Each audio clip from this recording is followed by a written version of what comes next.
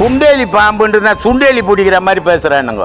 நான் சொன்னேன்ப்பா நம்மளுக்கு அவ்வளோ தெரியாது, நான் ஏதோ கடவுளை பற்றி பேசுகிறேன், அது குண்டேலி பாம்பு பிடிக்கிற இடத்துல போய் கேளுப்பான்னு. ஏன்னா இவன் பாம்புன்னு ஒன்று பாம்புன்னு நினச்சிங்கிறான். ஒரு விந்து 3 பாகமாக சுற்றி தலையை இப்படி தொங்க போட்டுங்குது இடுப்பில். இப்போ அது நிமிரணும். அதை நிமித்தணுன்னா எப்படி நிமித்துவ?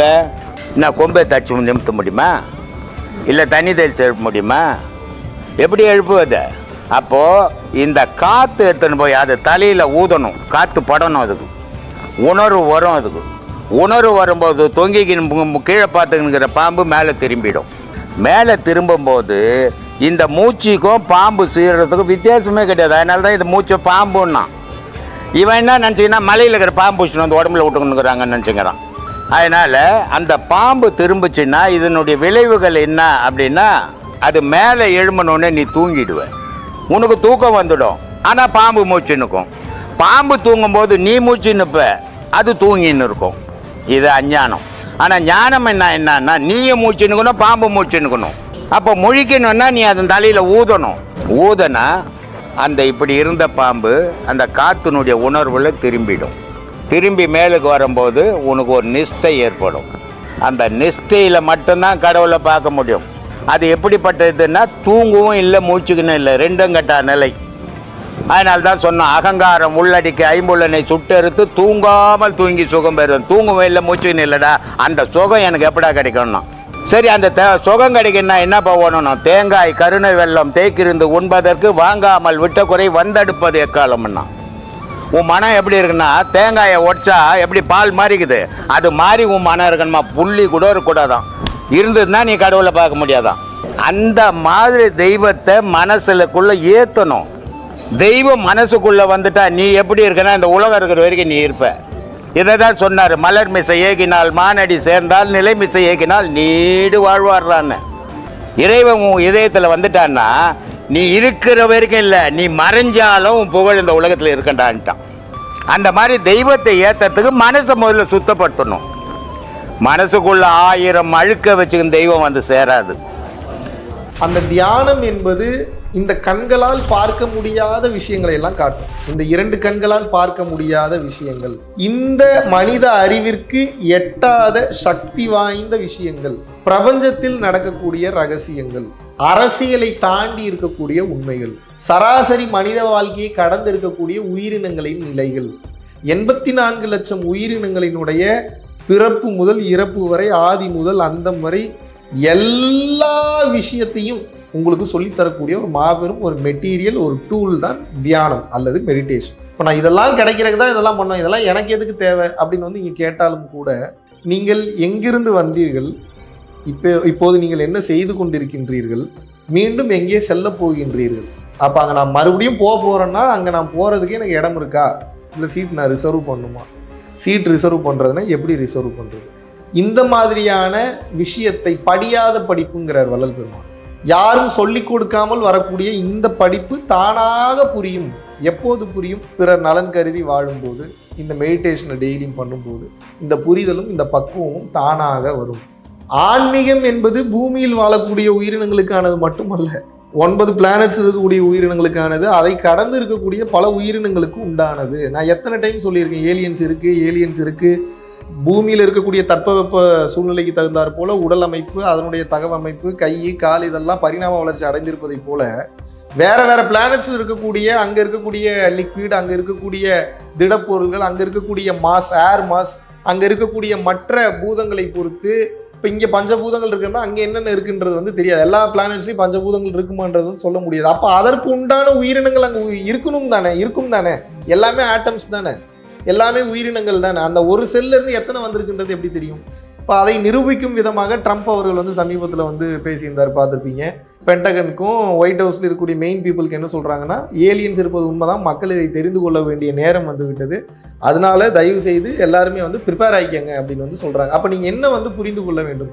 மனித நிலையில் இருப்பது போல பல நிலைகளில், பல இடங்களில், பல கோள்களில் வந்து பல உயிரினங்கள் வந்து வாழ்ந்து கொண்டிருக்கிறது. அப்போது இந்த ஆன்மீகம் என்பது மனிதனுக்கானது மட்டும் அல்ல. காஸ்மோ சயின்ஸ் இல்லைனா காஸ்மிக் எனர்ஜி இந்த மாதிரி சொன்னால் கொஞ்சம் உங்களுக்கு டீசெண்டாக தெரியும். ஆனால் ஆன்மீகம்னா அது ஏதோ லோக்கலாக தெரியுது உங்களுக்கு. ஆன்மீகம் என்பது என்னன்னா, எந்த ஒரு மூலப்பொருளை வைத்து இந்த மொத்த பிரபஞ்சமும் இயங்கி கொண்டிருக்கிறதோ அந்த மூலப்பொருளை பற்றிய அந்த கல்விக்கு பேர் ஆன்மீக கல்வி. அந்த மூலப்பொருளுக்கு நீங்க பேர் எப்படி வேணாலும் வச்சுக்கோங்க. காணும் பொருளெல்லாம் கடவுள் மயமே பக்தன், காணும் பொருளெல்லாம் அணுக்களின் சேர்க்கையே ஆராய்ச்சியாளன், காணும் பொருளெல்லாம் காண்பவன் அறிவிலே அறிவாளி, காண காண முற்பட்டவன் கடவுளே ஆனானே ஞானி, பரஞ்சோதி மகான் சொல்றாரு. நீங்க எப்படி பாக்குறீங்களோ அதை பொறுத்துதான் இருக்கு. கழுகு என்ன பண்ணும்? எல்லாரும் சொல்றோம் அது வானத்துல வந்து வேட்டையாடும் அப்படின்னு. ஏன்னா இது முடிச்ச உடனே மனுஷனுக்கு வரணும். உங்க நிலையை நீங்க தெளிவா புரிஞ்சுக்கணும். ஆஹா, இது ஏன் பிரச்சனை கிடையாது, ஏன் படைப்பு.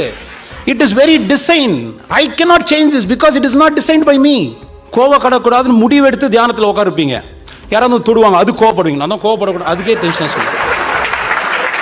இந்த விஷயம்தான் உங்களுடைய தன்மை. Repetitive in nature. செய்ததை திரும்பவும் யோசனை இன்றி என்னை அறியாமல் என் மூலம் வெடிப்படுவதே மனதின் முதல் இயல்பு. Repetitive in nature. அப்போ அந்த ஈகிள் என்ன பண்ணுது? ஒரு ஸ்பேரோவை துரத்திட்டே போகுது, பயங்கர வேகமாக துரத்திட்டு போகுது. நல்லா பாருங்க, ஈகிளோட கெப்பாசிட்டிக்கு ஒரு காமன் சென்ஸில் கேட்டேன். நான் சொல்றது நல்லா கவனிங்க. அந்த குருவி பறந்து போகுது, துரத்துறது யாரு? ஈகிள். படன்னு சில குருவி என்ன பண்ணும்? எஸ்கேப் ஆகி நெஸ்ட்ல போய் உட்காந்துரும். எங்க உட்காரும்? நெஸ்ட்ல. இப்போ யதார்த்தமா காமன் சென்ஸோட பதில் சொல்லணும். இப்போ அந்த குருவி நெஸ்ட்ல உட்காந்துச்சு. அந்த நெஸ்ட்ல உட்காந்த குருவிய இந்த ஈகிள் நெஸ்ட்ல உட்காந்து சாப்பிடுறது ஈஸியா? நாட் ஈஸியா? ஈஸி. ஆனா உட்காந்து சாப்பிடுமா? சாப்பிடாது. அவ்வளோ வேகத்தில் வந்த கழுகு இந்த குருவி போய் அந்த கூண்டில் உட்காந்துருச்சு. நெஸ்ட்ல உட்காந்த குருவி இந்த கழுகு என்ன தெரியுமா பண்ணும்? அதே ஸ்பீட்ல யூட்டர்ன் எடுத்து போயிடும். இப்போ இந்த குருவி படத்தில் இருக்குமா? ஐயோ கழுகு வந்துருமோ, டெய்லியும் ப்ரேயர் பண்ணுமா? பண்ணாத. ஆனால் இதுக்கு தானாகவே இறைவனின் வெளிப்பாடு பயமற்ற நிலையில் இருக்கும். ஏன்னா அதுக்கு சந்தேகமே வராது இறைவன் படைப்பு. அந்த குருவி தன்னோட கூண்டுக்கு போனாலே துரத்தின கழுகே தன்னை தாக்காதுன்னு சக்தி இருக்கும் போது, நீ இறைவனோட கூண்டுக்கு போனா உன்னை எப்படி மற்றது தாக்கும்? அவன் அந்த குடும்பத்துக்கு சந்தோஷமா வச்சுன்னா உலகமே சேபமா இருக்கும். அவ்வளவுதான் சூட்சம். உங்களோட வயசு எனக்கு தெரியாது. உங்க வயசுல உங்க பசங்க உங்களோட நல்லா இருக்கணும்னு நினைக்கிறவங்க எத்தனை பேர்? கை தூக்குங்க. நல்லா கை தூக்குங்க. இதோட அர்த்தம் என்ன? ஆஸ் ஆஃப் நவ் உங்களுக்கு ஒரு 50 வயசு இருக்கு. இந்த வயசுல என் பசங்க என்னோட நல்லா இருக்கணும்னா இதோட ஒரு பெட்டர் லைஃப் உங்க மைண்ட் இருக்குன்னு தான் அர்த்தம். The quality of life is not decided by how long you live. It is how healthy and happy you live. ஆனா இன்னொன்னு புரிஞ்சுக்கோ கண்ணு, ஆஸ் ஆஃப் நவ் இதோட பெட்டர் லைஃப் உங்க மைண்ட்ல இருக்குன்னு அர்த்தம். கரெக்டுங்களா? இப்போ நான் என்ன சொல்றேன், அது உங்க பசங்க மட்டும் வாழணும்னு ஆசைப்பட்டது தப்பு இல்லை. நீங்களும் இறைவனுக்கு குழந்தை தான், நீங்களும் வாழுங்க. It is possible. It is possible. நீங்க எங்க தப்பு பண்ணுவீங்க? குருஜி என்னுடைய பொண்ணுக்காகவே என் வாழ்க்கையை அர்ப்பணிச்சிட்டேன் குருஜி, எங்க அம்மா அப்பாக்காகவே வாழ்றேன் குருஜி, என் பையன் தான் குருஜி எனக்கு உயிர் அப்படின்வாங்க. அம்மா உங்களுக்கு பையன் எப்போ பிறந்தான்? எனக்கு ஒரு 27 வயசுல பிறந்தான் குருஜி. அதுக்கு முன்னாடி எப்படி ஜாம்பியா இருந்தீங்களா நீங்க? உங்க பையன் அவ்வளோதான். உங்க பொண்ணு அதை சொல்லி வளர்த்தாதான் அவங்க அம்மா அப்பா ஆகும்போது அவங்க பசங்க நிம்மதியாக இருப்பாங்க. இல்லைன்னா போகிற இடத்துல டார்ச்சர் பண்ணுவாங்க. எங்கள் அம்மா அப்பா என்ன எப்படி வச்சுக்கிறாங்க தெரியுமா, எங்கள் பொண்ணு வந்து தெரியுமா, இன்னொன்று அறிவை கொடு, அன்பை கொடு, அளவுக்கு அதிகமாக ஆதரவு கொடுக்காத. ஐயா என் குழந்தை நல்லா இருக்குன்னு நினைக்காத அம்மா அப்பா கிடையாது கண்ணு. ஆனால் ஏன் சந்தோஷமா இல்லை? ஏன் இல்லை? இன்னிலிருந்து இன்னொருத்தவங்க நீங்கள் சந்தோஷமாக வச்சுக்கணும்னு ஆசைப்பட்டீங்கன்னா அது கடவுள் ஒன்று தான் சொல்கிறாரு. உன்னை உயர்த்தும் தன்மை உன்னோடு உள்ளவரை மட்டுமே மற்றோரை உயர்த்தும் தன்மை உன் மூலம் சாத்தியம்.